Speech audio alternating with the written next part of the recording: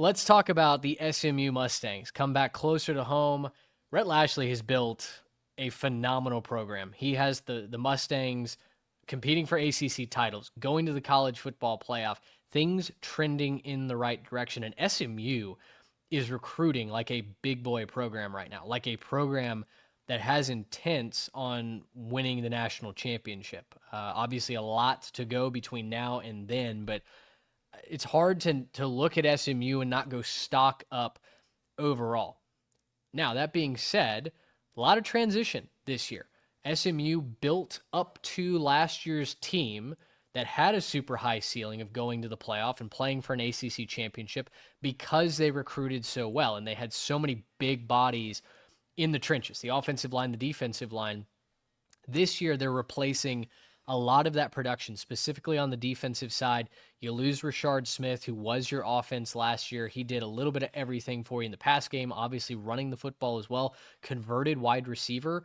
So I look at SMU, and I certainly have high hopes for the team. We'd better, right? We're season ticket holders. But I do wonder if maybe that magical run, maybe we hit pause. Maybe we regress a little bit towards the mean this year and then get ready to consolidate. It's like a stock chart, man. You can't go parabolic forever. Sometimes you've got to consolidate, you've got to come back, and then you load up for another big time run in the next year or two. It was kind of a perfect storm last year. We highlighted the easiness of their schedule, right? They avoided Clemson, they avoided Miami last year on the ACC portion of the schedule, won some close games at Louisville, snuck out of Duke with a win as well. So there definitely is some potential for regression to the mean, but I think they're still going to be right there up contending for a conference title this year. They might not make it back to Charlotte, but they're going to be in the conversation very late in the year. Kevin Jennings gets to be the dude all offseason. We talked about that with a couple other guys throughout this previous season. I think it's invaluable, the amount of reps that he's going to get and how they will know for sure that he is a starter going into this year. I think that's huge. And I think he has the skill set to back that up. I know the last taste we got of him in that Ice Bowl against Penn State was not pretty, but if you never got to watch Kevin Jennings outside of that game, do yourself a favor and tune in early this season. He gets to play against some fun matchups. We'll talk about the schedule in a minute. And yeah, he's a gamer that game does not represent the best of Kevin Jennings. And I'm excited to see what he can do with a full offseason of prep. Biggest question for me, you hinted at it with Smith being gone. Who takes over as RB1? Is it going to be a committee? I think it likely will be. They got TJ Harden from UCLA. But from what I've heard, they're also really high on Derek McFall, a kid that got a little bit of play last year as a true freshman. He started getting some reps at the end of the season, getting snuck into a few games. But they're really excited in the building, it seems like, for him to take the next step and be a big contributor on this offense this year. And they got a big boost when their best weapon on offense decided to come back for another year in RJ Maryland. That's a tight end that's just a matchup problem, a nightmare, honestly. No matter where they line him up in line on the line, they put him out wide, they put him in the slot, and he just causes a lot of problems no matter who's trying to cover him. So they've got some weapons coming back. This is an offense that doesn't really rely on a true wide receiver one. They spread it out a ton. And it's going to be a bunch of guys that get 400 or 500 yards receiving rather than one guy that gets 1,200 or something like that. So I think they've got some dudes that can fill those roles, backfill from the guys that they've lost. I'm really not worried about the offense at all this year, to be honest, but you mentioned it. You teased it off the top. The pass rush has been great and maybe the strength of this team the last couple of years, and I'm a little worried where that production is going to be coming from. Yeah, it's the defensive line that gives me my concern, and I think there's talented pieces, but I just wonder if they're going to get up to speed as quickly as they did the last two seasons, honestly, because boy, they had veteran after veteran from Miami that came over. I mean, that was really the Miami Mustangs along the defensive line. This year, I like the linebackers. It's a younger linebacking core. Alexander Kilgore was one of their big recruiting wins a couple of years ago. He's back. Brandon Booker, local kids from South Oak Cliff, he's back. Zakai Barker is back as well. In the secondary, remember Deuce Harmon, a guy that we were so high on in Aggie land and then kind of accused him of being slow and not understanding how to play coverage. He really could be one of the better defensive backs in the ACC this year. The growth that he has had since coming to Dallas has made me very, very happy. But yeah, it's a couple of new pieces, specifically up front, that I'm not out on SMU. I'm not discouraging the Mustangs by any stretch of the imagination. Will actively be rooting for them this year. But objectively, as you talk to experts around the state of Texas and folks that cover the ACC, that is going to be, I think, the universal question mark that comes up when you preview the ponies. Yeah, and I think they do have some guys that could fill those roles, right? Like Isaiah Smith is back, Cameron Robertson is back. But again, like I mentioned with a couple teams on the last episode, specifically, I think within the receiving core, those are two dudes that were part of a bigger group that was contributing, and now they need to step up and be the guy. They've combined for 10 and a half sacks last year. That's great. But it's a little bit of the supporting cast is gone this year, and they're going to have to step up and do it more by themselves. I also love Isaiah Wokobia in the secondary. Just want to shout Yeah. him out real quick before we move on to schedule. That's a star player, man. Amazing safety, amazing piece to have there at the back end. He was first team All ACC last year, kind of quietly, but he's in for a big year this year, I think.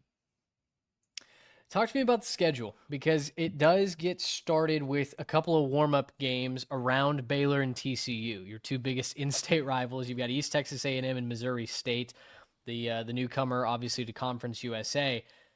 But Baylor's at home. TCU is on the road. It's the last Iron Skillet game for at least the foreseeable future. It's a Baylor team that very well could go off and win the Big 12. I feel like we learned very quickly maybe the ceiling that SMU has compared to their peers when they take on the Bears and in the Horned Frogs. And then the schedule this year in the ACC, they've got some tricky road games, right? They missed Clemson last year. They have to go to Death Valley this year. They host Syracuse. We talked about Syracuse. I think we both really like the Orange sans their schedule. And so getting them in Dallas, probably an advantage for SMU, but that's also a tricky team, right? I mean, that's Fran Brown says that SMU has to play Syracuse, not the other way around. They've got Miami that comes to town. They've got Louisville that comes to town. Clemson, I guess, is the only road game that scares me, but it's some big boys that come to Dallas for sure. Yeah, it's weird. Going to the conference schedule real quick, and we'll jump back to the non-conference because there's some weird quirks there that I want to talk about. But they don't really play a lot of the middle teams, right? Syracuse, Right. I guess you could say, is a middle team. I know we talked about Louisville on the last episode. If I was making the rankings, I would have them on this episode. But they either play the top or the projected bottom from a team standpoint. So it's gonna be really interesting how those games shake out. Got to make your hay against the teams that are projected at the bottom and try to pick off a couple against the teams at the top. Not going to pick them to go into Death Valley and get a win, but No. they could definitely knock off a Miami at home. They could definitely rattle a Miller Moss led offense with the pass rush and knock off Louisville at home. So yeah, it's a schedule that has some good resume building opportunities if you're looking for them to get back to the playoff, and also some opportunities to build wins against the lower half of the league. Jumping back to the non-conference portion, though, that Baylor game is going to be so crucial for both Yeah. of those teams. SMU is going to be 1-0. Baylor might be 0-1 and a little desperate if they lose that opener to Auburn that they have at home. Baylor's going to come into that game really desperate and needing a win. We saw SMU take on a Big 12 foe last year in BYU. Didn't go well at home. So it's going to be a very pivotal game for both of the teams. At Missouri State is so interesting that they're Yeah. going to Springfield. It's going to be the first game as an first home game as a member of the FBS for the Bears. I'm not going to pick Missouri State to win that game. It's just a weird spot, Sure. especially right before the last Iron Skillet game. All the distractions, and you're going to their house where they're going to be fired up to play. I don't know if they've ever hosted a team the caliber of SMU in Springfield. So it might be the biggest home game in the history of that program. And you're playing it right before the last time you're playing your most bitter rival. So classic track game scenario that they're going to have to deal with there.